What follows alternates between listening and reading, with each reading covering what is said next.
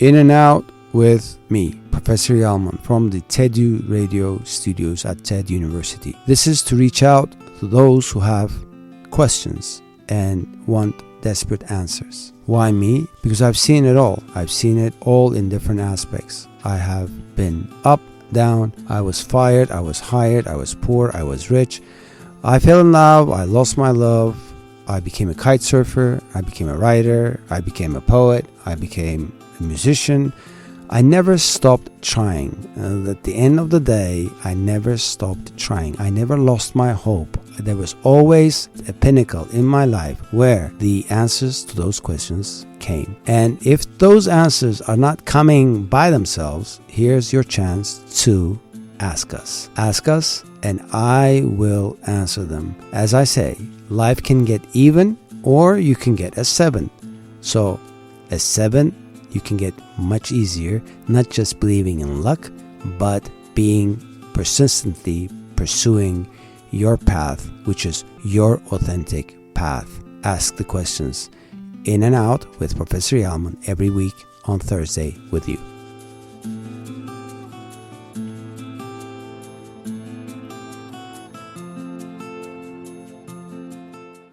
Yes, for another episode of In and Out with Professor Yalman. We are at TED University, TEDU Radio TEDU Studios, and today's guest is one of my dear students, Eren. Yes, Eren, thank you for coming in, and let's hear your questions. Thank you, Mrs. Hocam. Actually, my first question is balancing technical side as an engineer with leadership and social roles can sometimes feel overwhelming for the people like me. Yeah.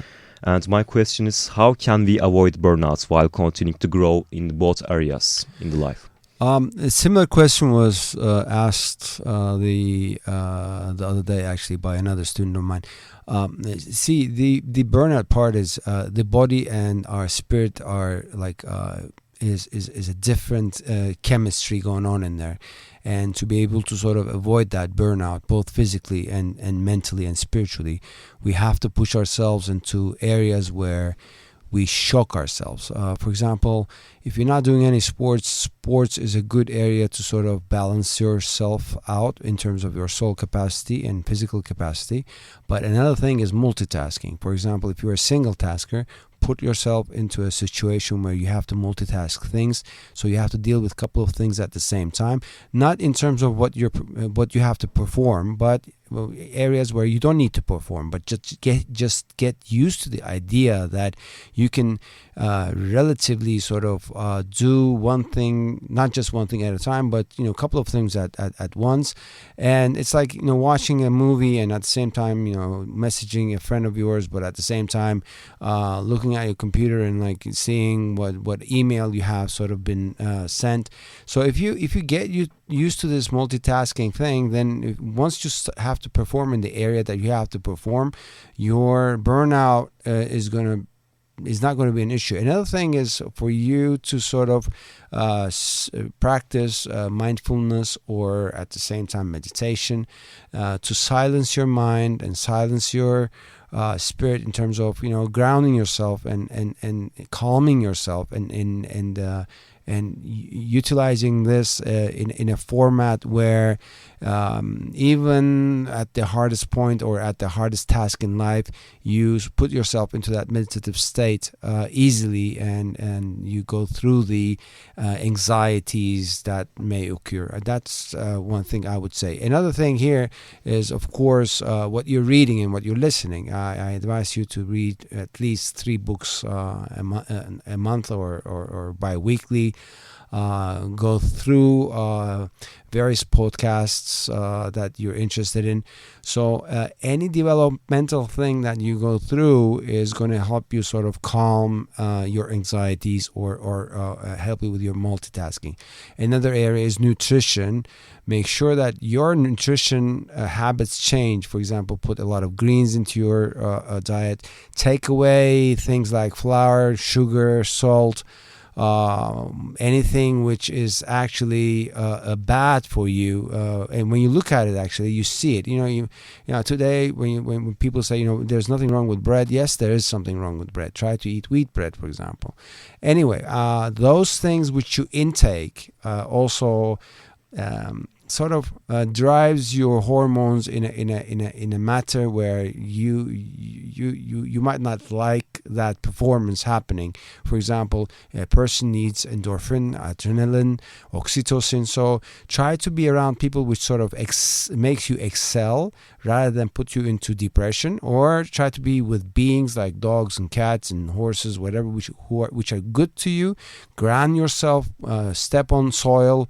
All this is an entire actually discipline that one has to sort of find the formula for oneself. What I can just narrate here are things that I see people doing and getting a good result. But start with mindfulness. That will put you into the space that you want to be. I will start with that. Actually, I think that the world is leading by the social technique guys like Elon Musk. I believe that these guys are very well-known speakers, very good leaders, and also they are very good at technical skills. And how we can develop these both social and technical skills in the same way, because when you develop the social skills, your technical skills are increasing, decreasing. Yeah, Elon Musk, yes, or it was Steve Jobs. There will be always people where we look up to and say, oh my God, how are they doing this, But there's not one way of doing it. You might have a different way and you might be very successful. I mean, people listen to Elon Musk because he has performed very well. At the same time, Steve Jobs was other people's hero, But rather than trying to sort of copying their ways, you put your way through, Let's see what Eren does and how Eren does it. So I think the balance that they have found is through their sort of errors and trials and successes. The balance that you're going to find is going to be Eren's way of formula of doing that. But again, when you talk about a guy like Bill Gates or Elon Musk, they read more than like 10 books a week, or listen to millions and zillions of things. It's how you process. We are all processors and decoders, so it's how you're going to process things. But in order to process things properly, you need to advance your skills of actually capturing insights when you are sort of in touch with those insights. When things occur, you shouldn't be just like looking at it, but more observing it and taking in the elements which are trying to be sort of presented to you with that incident. So it's going to be a time until Eren's method sort of sinks in. But yeah, I mean, start with reading more books a week. Thank you for that advice. Actually, my second question is, I aspire to be someone who connects people and ideas for a greater purpose in their lives. And what mindset or skills do I need to handle the responsibility and pressures that come with such role as a leader? You're talking about an ombudsman, and an ombudsman you become. You become as you go along. First of all, your network has to be huge. Your presence with people, your energy with people has to be so that people feel comfortable next to you and they trust you. What you have done and accomplished in life has to sort of accumulate, so people say, oh my God, if he says so, then your reputation in terms of trustworthiness has to sort of come through, so people look at you and say, oh, he's a very trustworthy guy. He will not sort of gossip around or give the secrets to other people that I have given him.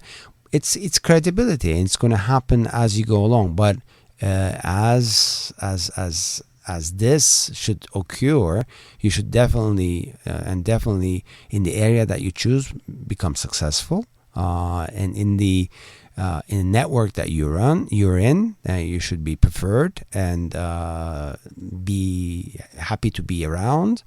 And so what you give, you will take, and what you'll give to people, you'll take. And and it's an energetic field. Being an ombudsman, it's an energetic field, but you get that energetic field as you progress. For example, when you look at those leaders, whatever, they joke around with people, and people feel very nice next to them, whatever. Yeah, because they became what they became. That's why they can easily joke around now. But when they were in your shoes, I think they were not those people who they are today. So it's very closely related with your accomplishments and your confidence gradually as you progress in life.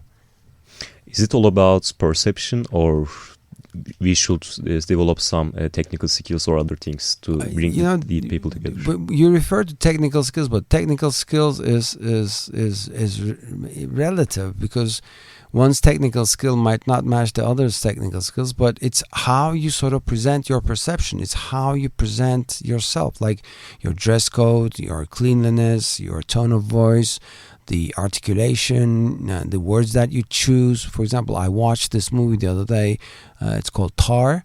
And the language of the movie and the depth of issues in that movie was so deep, and all of a sudden became one of my top movies. Yeah, I'm a Luc Besson fan, whatever, but Tar, it has become a very dear movie to me, just because of the sake of the ambient resonance of the movie, but at the same time the thematics that they cover, but actually at the same time the vocabulary that the cast members use. So yes, it's perception, but how you play and the elements of perception that you sort of put on the table. That's what it is actually. There are moments when I question, and my friends question themselves, if our hard work will pay off or lead to impact innovation, and how can we develop resilience and trust in our journey during such hard times in our lives? Whether you like it or not, it's a journey for everybody. So a journey. It's a road that we all have to walk. Some of us walk, and then some of us crawl, some of us fly it, some of us swim it. But it's a journey for all. So that's not going to change. However, your impact, that is very much going to be dependent on within the atmosphere and sphere of people and geography that you're going to be in. And what you do out of yourself, and what you do with other people, how you treat other people, etc. But not always are our dreams or our ideas accomplished in life. So, like in any startup, there's a pivoting factor in a human's life as well. So you might want to sort of travel north. But then all of a sudden that pivoting point will lead you to the west or to the east or even further to the south. But don't look at the road or the traveling distance as a line.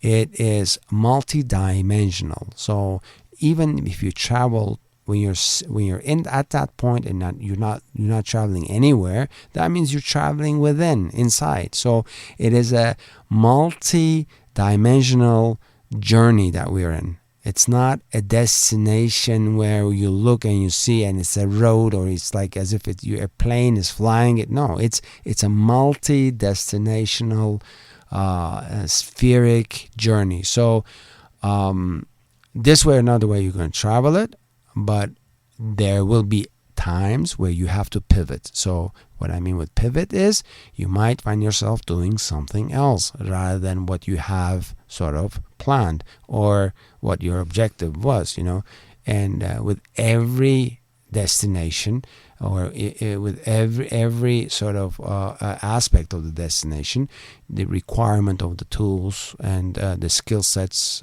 is going to be changing. That you need to sort of understand and apply to yourself. Then we should focus on the journey, not the goal, right? Or the journey, and don't look at the journey as a linear journey. Mm-hmm. All right. Thanks for making the time and coming here, and it was great to have you here. And we're at University Radio TED University Radio Studios, and we had Eren. Now let's talk to the other students. Thank you very much, hocam. All right. Yes, it's a jingly environment here, and they have their Christmas tree poster at Radio TED University Studios. Here we are in Ankara, and we have Tuna with us. Tuna, it's just about New Year's, the end of 2024, and let's hear your questions, and I'll try to answer them. In and out with Professor Yalman here at Radio TED. My first question is about what habits or approaches should be essential in our lives to ensure continuous personal growth and self-improvement. Personal growth is going to happen anyway. You're not going to stand still. Even if you don't want to, your body is going to grow, your cells are going to change, your mind is going to shift. It is the basic, actually, task of you not to intake what is being sold to you through the media, the social media, etc. It's actually what you discover through the curiosity that you have. So rather than being bombarded with lots of ideas that people want you to think, and you should concentrate on how to think rather than what to think. And at the same time, you should concentrate on self-learning, and you should concentrate on actually your interest areas, which you can sort of research further. That is going to make the difference in terms of growing also in an energetic manner where you are actually more confident and at the same time more authentic. So it's deviating from actually what you're being presented with, and self-learning and self-discovering of the things that are actually urged from within you. Like you feel in your tummy, you feel in your heart that you need to sort of discover more. That is going to be the critical actually issue which will set you apart from others. Thank you. My second question is, what core strategies should a university-level aspiring entrepreneur focus on to achieve long-term success, and what common mistakes should they avoid? They shouldn't be looking into the courses as, I'm going to go take this course and, it's this credit, this is easy, it doesn't have exams, it has exams, whatever. First of all, you should look at the professor that the course is being taught, if it's an elective course, of course, and try to sort of intake that experience that they bring and their expertise in terms of research area or professional experience, etc. So that's very important. Another thing is, depending on what you want to do, try to sort of take courses which are more practical than theoretical. But throughout your university life, you should definitely be out there, building your network at the same time, interning in various companies or even having informational interviews. And another very, very important thing is not just relying on what is being presented as course material within the course, but you do the extra. So you find cases, you find people about those subjects. So you sort of clarify your insights and underline certain examples, and then bring it up in class for discussion. So that's actually, I think, the critical togetherness or summary of how to approach a university environment where you can get more out of it. What are the three most critical pieces of advice you would give to young professionals aiming to build a successful and sustainable career? And why do you emphasize these points? Well, first of all, try. Try to be an entrepreneur. Try to be a professional. Try to sort of go and look into areas that is on your short list of interest. Try. So dare to try. That will be number one. Number two would be, not everybody has to be an entrepreneur. Sometimes people might think an established office environment is more for them. So try to understand where you're leaning towards to, and that's why I have these informational interviews, etc. And number three, I actually have a habitual system of understanding what you're all about, what makes you tick, what makes you get excited, and follow that. It's a passion.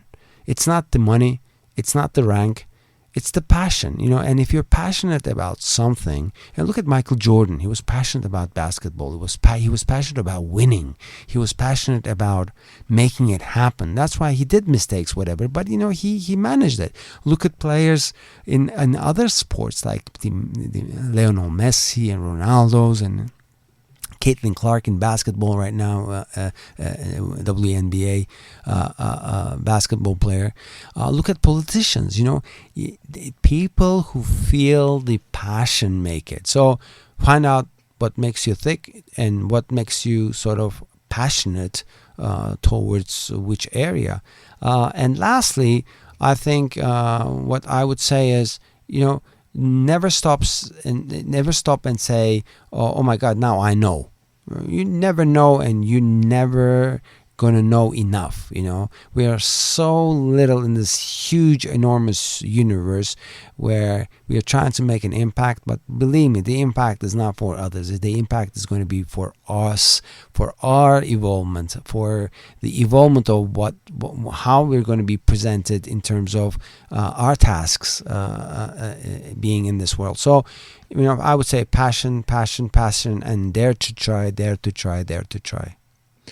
What mental models, strategies, or decision-making methods would you recommend for making sound decisions while taking calculated risks in life and business? Everybody has their own ratio of risk taking. Some people are too anxious and they can't take big risks. Some people are energetically ready for that, and therefore sort of they take higher risks. But decision making process actually varies. Sometimes it's a flip of a coin. Sometimes it's jotting down the ideas and then looking at them from a different perspective. Sometimes it's looking at an issue from different elemental systems, like thinking about that issue through the molecules of water and feeling love, and so giving an answer or making a decision through your heart, or looking at it from a fire perspective. And the fire perspective is conquering, so making a decision with that sort of aspect. Or making the decision through a perspective of air, which is like magic and light and fluid, or soil. Soil represents a warrior, and a warrior approach to a subject might be different. So you can utilize a system like that. Or at the same time, you can utilize a system where you make checks in terms of permutation and combination. You look at it more mathematically and say, what if this happens and that happens? And so like as if you're on a chessboard and you are looking at the patterns of your movements, and you can draw accordingly as you go along. So I think decision-making process is an art. And yes, calculating the outcome is a residual value here, but at the same time, it has to fit your character. Not everybody is a mathematician, or not everybody is a person who can actually bear the consequences of high risk. So you have to sort of know yourself first, and then apply the methodologies that you want to sort of implement. Last question is, could you share 3 books that have significantly shaped your mindset and broadened your perspective? What aspects of these books impacted you the most, and why do you believe everyone should read them? My favorite book is Circle of Innovation by Tom Peters. That has been asked in a prior program, because innovation is like the basis of problem solving and creativity. It's by Tom Peters, Circle of Innovation. Another book which is very, very actually effective is Salt. It's about the history of the world from a perspective of salt. I forgot the author right now, but that's an interesting book. Another book would be by Daniel Jorgen. It's called The Prize, and how actually the founding or discovery of oil has shaped the entire global agenda just prior and after the First World War until actually today. so Daniel Jorgen. And there's also an author called Francis Fukuyama, and I think he is an excellent economist, and even better than his books are even better than Harari's books. So I think Francis Fukuyama will give you the insight of global aspects of macroeconomics and where we're going. So if you get any book from him under your fingertips, just do and skim it. But yeah, these couple of authors is very good. And then there's another author which actually historically sort of underlines a good payment system, which is called who's called David Fromkin, and he wrote a book called A Peace to End All Pieces. And it's very much about the beginnings of the world wars and how historically the British Empire and they have sort of shaped the world as we live in today. So those books I would sort of recommend. Start with the historical aspects of today's scenario that we're living right now, but I'm not talking about history books, but more books on actually analysis of this period, the beginning of this period. But then you can move forward to things like the upcoming future of AI and going to Mars, and biographies of Richard Branson and Spielberg and Steve Jobs, and etc. Thank you. Yes, we're at In and Out with Professor Yalman at Radio TED University Studios, and we are with Eren Yalçın right now. Yes, today we had 2 Erens and 1 Tuna. So, last Eren Yalçın, let's hear what you have to ask. Thank you, Mr. Yalman. So, since you are expert in the area and subject of perception management, I would like to ask questions about this context. Sure. So my first question is, nowadays we are all badly influenced and brainwashed by the internet and social media, because we see so many unreal things and we see people posting unnatural things and sharing only the best and most luxurious version of themselves to everyone.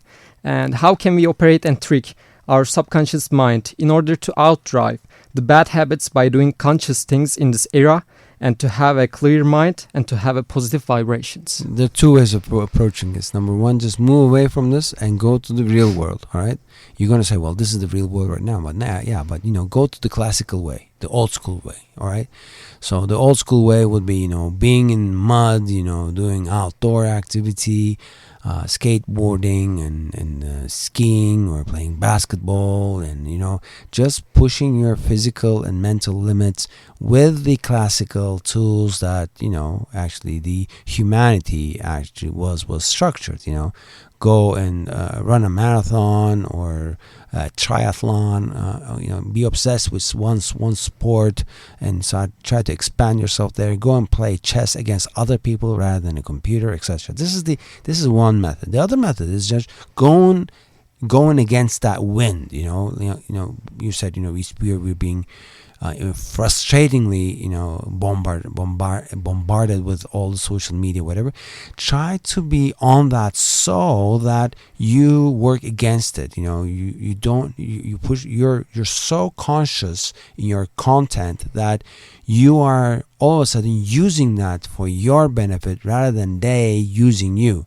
So look at it as a tool of your purposes. Look at it as a channel that you actually influence other people. So not be the spectator of it, but be the user. So be the content provider to it. And people showing their side, this side, better side, showing their avatars, whatever. These are things, these are fairies. These are going to come and go. They're going to find new things. All of a sudden, you're going to see people in their movies. For example, you're going to see people using tools like Kubrick and all that, and all of a sudden, all of a sudden they're like having their own movies and their own, different movie stars that we know, and they're already very famous and everything. For example, Brad Pitt being in that movie that you have designed. These things are going to happen. These are going to be the part of the content delivery system where people are recreating right now, and they're getting rid of the middleman. Look what happened. What did Apple Music do or iTunes do? They got rid of the publishers of records. So everybody started with the GarageBand software. They started producing their own music. They had access through Spotify to every music, and if you don't have to pay money to do that, you listen to the ads. But again, so delivery systems of content is going to change.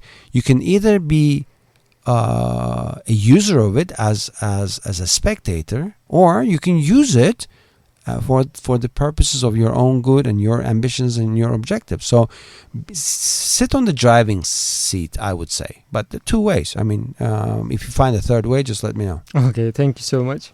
So my following question is, as far as I know, in order to influence people, we must communicate at frequencies they can perceive. In this context, what can people do in today's world to prevent their perceptions from being manipulated? Manipulation is going to happen always, because people sort of are in a way programmed to do that, to manipulate each other, even animals, even other beings. Like, you see people talking to plants. Like my mother does that, and all of a sudden the plant blooms, all right? And now, does my mother with her frequency manipulate the plant? Yes. That's going to happen always, and we're going to be manipulating artificial intelligence as well. Like my ChatGPT the other day said, "You didn't ask. You're so rude. You didn't say please to me."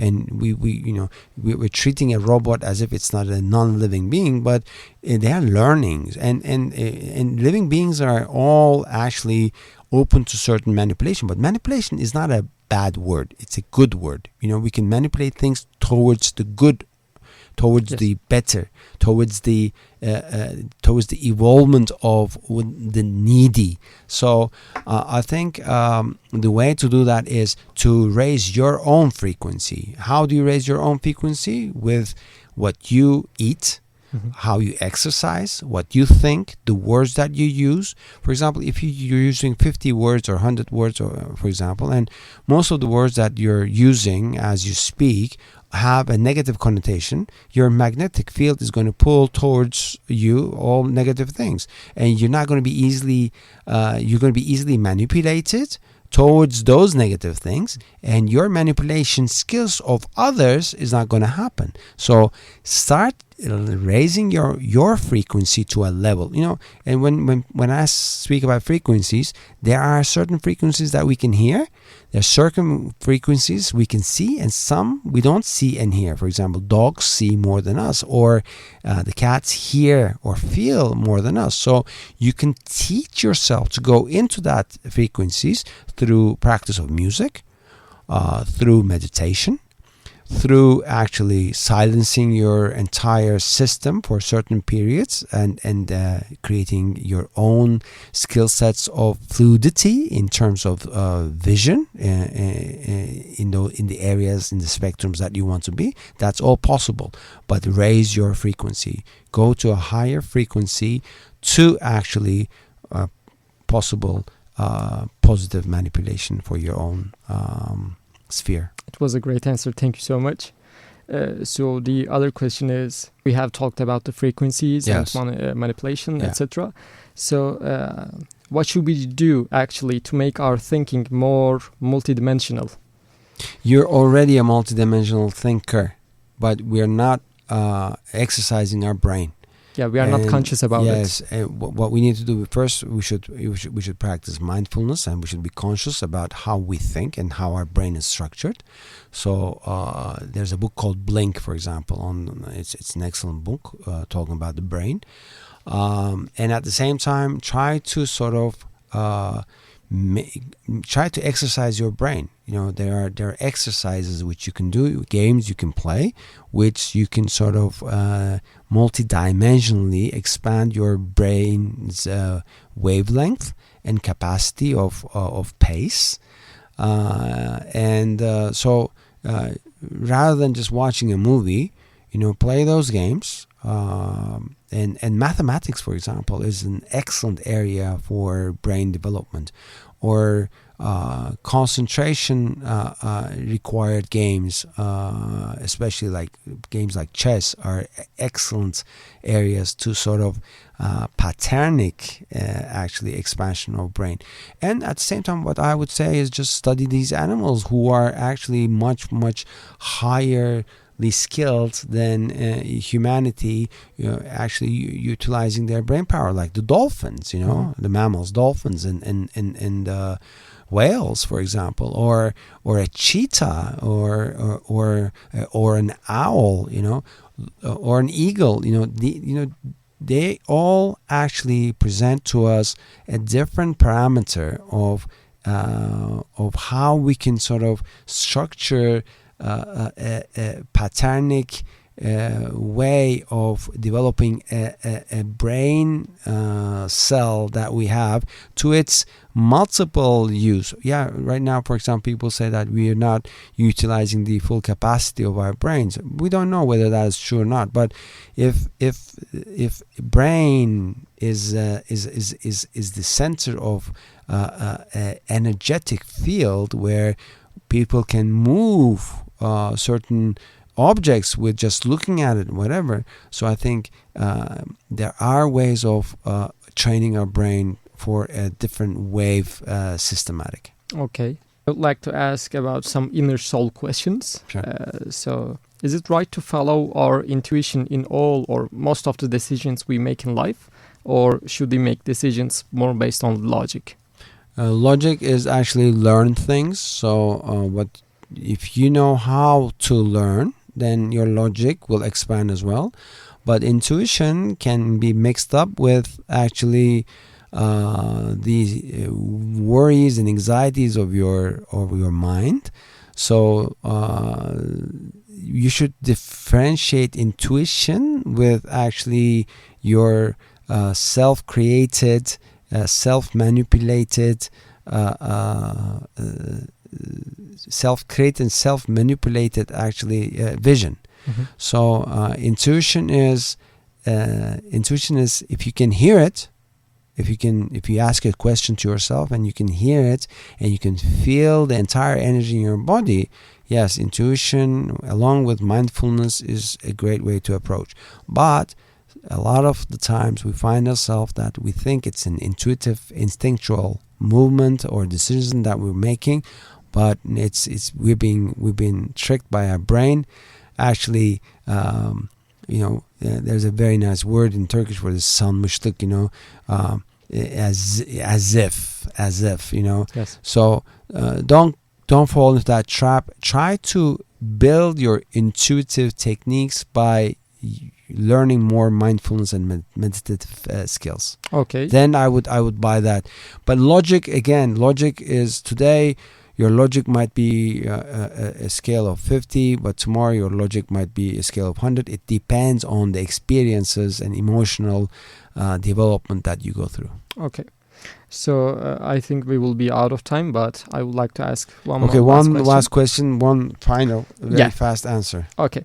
So how can we change or improve the way we perceive life and events in order to shape our perception and positively transform our lives?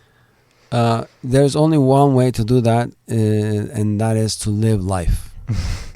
Not live a life what other people dictate to you, but rather living a life which is your unique and authentic movie. I say that all the time, but imagine you are living and you're living in a movie where you are so enthused and you're passionate and you're feeling it. And what will shape you and differentiate you from other people will be your emotional, authentic self. So make sure that as you are progressing in this movie, don't shy away of showing your emotions. So if you cry, you cry. If you're angry, you're angry. Don't hide those emotions, because then they can become bottlenecks for certain bursts. And other people would call these traumas. So we don't want traumas in life. And traumas occur just for the basic reason of that shock or anxiety or whatever that feeling is, which sort of happens at that moment. You don't sort of push it out. You don't express it. So express yourself, as Emerson said. Expression is necessary for evolution. So do that, but at the same time, you're an emotional being, and try to sort of fulfill that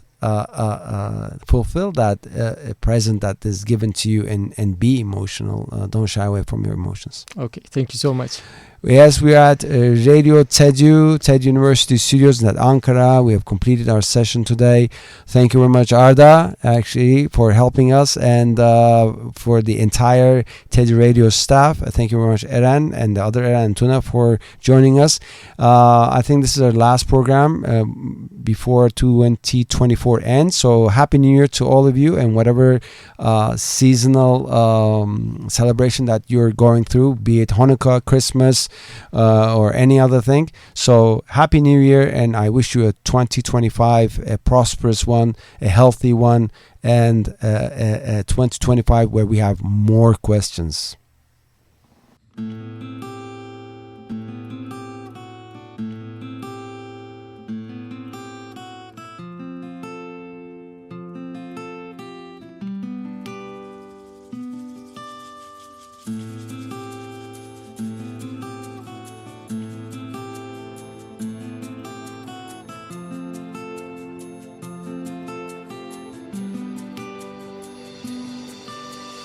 Now 44, still don't know for sure.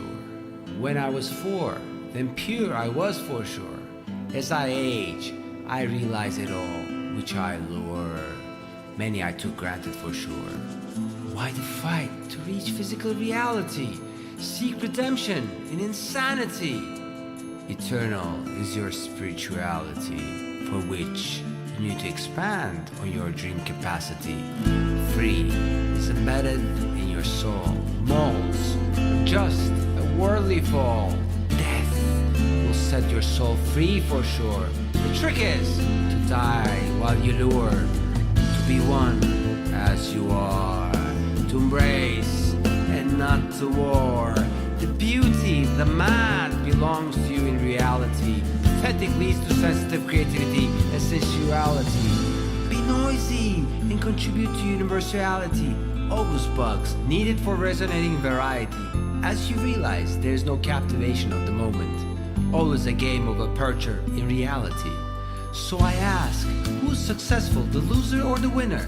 Loser is no failure, because without him there won't be any winner. It's never too late for anything in time and relativity. In dreams, there will always be eternity. Dreams are true as long as you don't eat them for dinner. In life, try not to bewilder, as long as you don't declare yourself a sinner. Main thing you realize, the sacred quest of your inner. Your inner. Your inner. Your inner.